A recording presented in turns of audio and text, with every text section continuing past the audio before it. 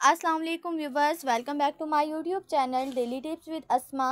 आज के इस वीडियो में हम आपको बताएंगे हयात नाम का मतलब क्या है। हयात नाम का शुमार लड़कों के नामों में होता है।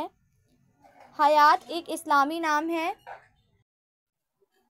हयात नाम की इब्तदाई तारीख अरबी ज़ुबान से निकलती है।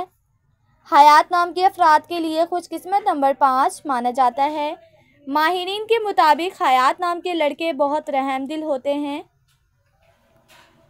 हयात नाम का मतलब है ज़िंदगी और वजूद। हयात नाम के लड़कों के लिए खुशकिस्मत दिनों में जुम्मे और हफ्ते का दिन शामिल है। हयात नाम के अफराद के लिए मुवाफिक रंगों में नीला, बनफशी और काला रंग शामिल है। हयात नाम के अफराद के लिए मुवाफिक पत्थरों में नीलम पत्थर शामिल है। खुशकिस्मती वाली धातों में हिंसों के हिसाब से लोहा शामिल है।